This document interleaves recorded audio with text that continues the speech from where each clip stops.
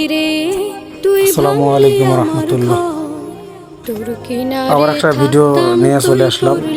আসলে এবার নিয়ে আসলাম চট্টগ্রামে যে বন্যা হচ্ছে এই বিষয়ে কিছু কথা বলবো। এই বিষয়ে একটু শুনেন, একটু মনোযোগ দিয়ে। যারা শুনবেন আমার ভিডিওর কথাগুলো একটু মনোযোগ দিয়ে শুনবেন এবং ভুল হলে আমাকে কমেন্টে জানাবেন যে আপনার এই কথাগুলো ভুল এবং কি, আর যদি ভালো হয় সেটা একটা ভালো গঠনমূলক কমেন্ট করে যাবেন। যাই হোক, আমি কথাগুলো শুরু করি। কথাগুলো হলো, চট্টগ্রামবাসী এখন বন্যায় অনেক তারা আতঙ্কিত এবং আল্লাহর ওপর অনেকেই হয়তো বা অসন্তুষ্ট হয়েছে কিনা জানি না, তবে আর কি হতেও পারে, কারণ এরকম বন্যা গজব আল্লাহ নিজে দিছে বা যেভাবে হোক, যে কোনো অসিলায় হোক হয়েছে।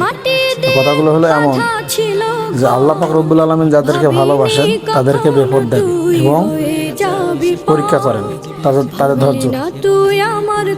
কথাগুলো হলো এমন, আমরা সবাই যেন, যারা বন্যাবাসী যারা আছে, চট্টগ্রাম হোক আরও অন্যান্য জায়গায়, সবাই যেন আল্লাহর উপর ভরসা রাখে। তারা যেন কখনো ধৈর্য হারা হয় না, যেভাবে হোক তারা যেন আল্লাহকে সবসময় আল্লাহর শুকরিয়া আদায়টা করে। আলহামদুলিল্লাহ, আল্লাহ যা করেন ভালোর জন্যই করেন, এতটুকু যেন মাথায় চলাফেরা করে, হ্যাঁ নিয়ে চলাফেরা করে।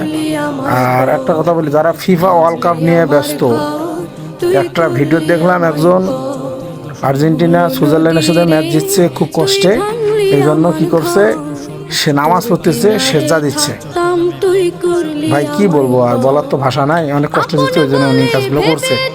তবে কথা হলো কি, যে এই যে ঠিক আপনি যেমন মন থেকে আল্লাহর কাছে তাদের জন্য দোয়া করলেন, এই দোয়াটা যদি আপনি আপনার পরিবার, আপনার দেশের জন্য, বা বন্যায় যারা অনেক লোক ভুগতেছে তাদের জন্য যদি একটু দোয়া করতেন, যদি একটু অন্য যেমন না পারেন একটু পরামর্শ দিতেন মুখ দিয়ে কথাবার্তা বলে, তাও আল্লাহ পাক রব্বুল আলামিন আপনার প্রতি খুশি হতেন। কিন্তু আপনি যে কাজটা করলেন, সেজদা দিলেন, আর্জেন্টিনার দল জিতছে দেখি ম্যাচ, আরো কত কি দেখলেন, অঙ্গি ভঙ্গি করলেন। ভাই এগুলো করিয়েন না ভাই। জানি আমার এই কথাগুলো নীতির কথা শোনার কারো সময় নেই, তারপর বললাম আর কি।